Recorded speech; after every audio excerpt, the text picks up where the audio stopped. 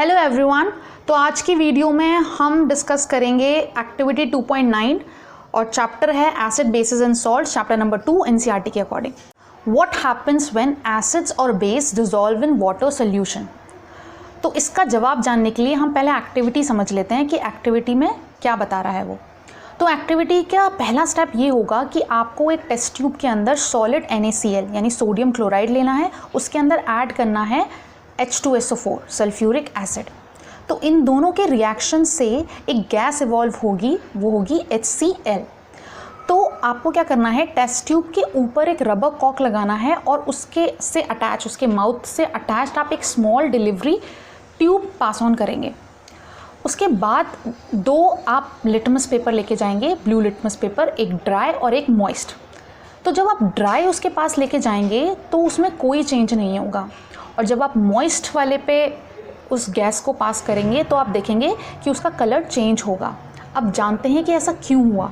तो note point से हम यहाँ एक्टिविटीज़ का कंक्लूजन क्या था उसे समझ लेते हैं।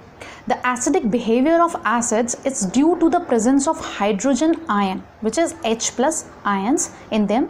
The acids produce hydrogen ions only in the presence of water. यानी कि एसिड का एसिडिक बिहेवियर केवल और केवल पानी की प्रेजेंस में ही दिखता है। इसका मतलब ये है कि पानी के होने से वो जो H प्लस आयन है वो डिसोसिएट होता है, जिसकी वजह से वो अपना एसिडिक नेचर शो कर सकते हैं। सेकेंड पॉइंट देखते हैं, in the absence of water a substance will not form hydrogen ions and hence will not show its acidic behaviour. अब ये वाली बात समझ में आती है कि वाटर के होने से ही वो डिसोसिएट होंगे, जिसकी वजह से वो अपना एसिडिक बिहेवियर शो कर पाएंगे। ऐसा नहीं है कि HCl एसिड नहीं है इन the absence of water. HCl acid है लेकिन वो डिसोसिएट करेगा तभी उसका अपना एसिडिक बिहेवियर बता पाएगा।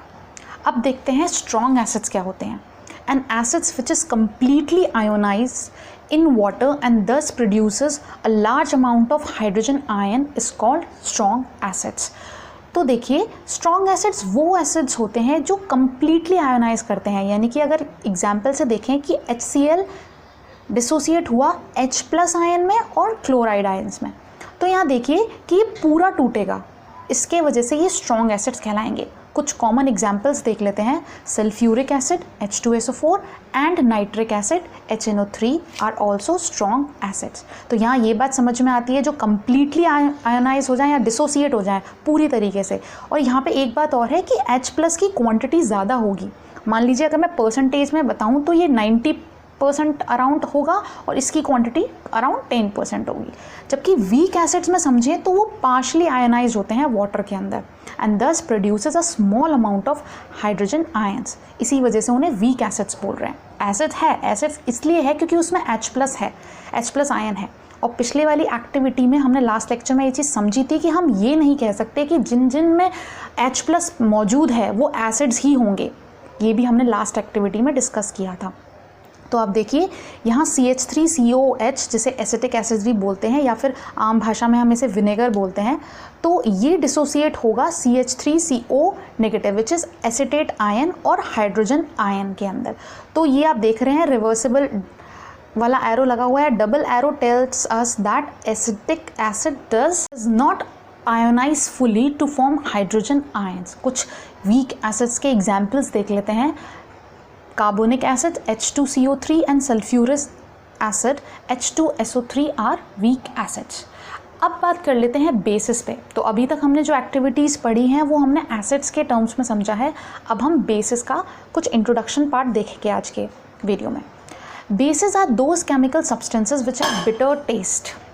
बिटर का मतलब होता है कड़वा। तो ऐसे सब्सटेंसेस जो टेस्ट में थोड़े से कड़वे होते हैं। All the bases change the color of red litmus to blue। बिल्कुल आप यहाँ ये समझ सकते हैं कि जो चीज़ें एसिड्स करता था उसके ठीक ऑपोजिट चीज़ें बेस करेगा। इसकी एक पहचान और है कि ये सोपी इन टच होते हैं अगर एक फिजिकल प्रॉपर्टी देखा जाए तो। कुछ एग्जाम्पल देख लेते हैं। कास्टिक सोडा, लाइम जिसे हम चूना भी बोलते हैं, washing soda are bitter in taste. तो ये क्या होगा, ये सभी बेसेस हो गए। अब एक टर्म आता है एल्कली। लोग अक्सर बेस और एल्कली को एक ही चीज़ समझते हैं जबकि अलग होते हैं दोनों। A base which is soluble in water is called an alkali, मतलब ऐसा बेस जो पानी में घुल जाए उसको हम एल्कली बोलेंगे। कुछ कॉमन एग्जाम्पल्स देख लेते हैं। Sodium hydroxide NaOH, potassium hydroxide KOH, ammonium hydroxide NH4OH। तो यहाँ सभी एग्जाम्पल से आप एक चीज़ समझ सकते हैं कि OH जो है बेसिकली वो बेस का एक तरह से आइडेंटिफिकेशन के तौर पर देखा जा सकता है। तो आज के वीडियो में हम बस इतना ही डिस्कस करेंगे। टेंस से रिगार्डिंग लेटेस्ट अपडेट्स के लिए आप मुझे इंस्टाग्राम पे फॉलो कर सकते हैं, अबाउट सेक्शन में उसका लिंक है। एंड यस, अगर आपको ये वीडियो हेल्पफुल लगी हो तो आप इसको लाइक करिए, शेयर करिए, चैनल को करिए subscribe. Thank you so much. जय हिंद।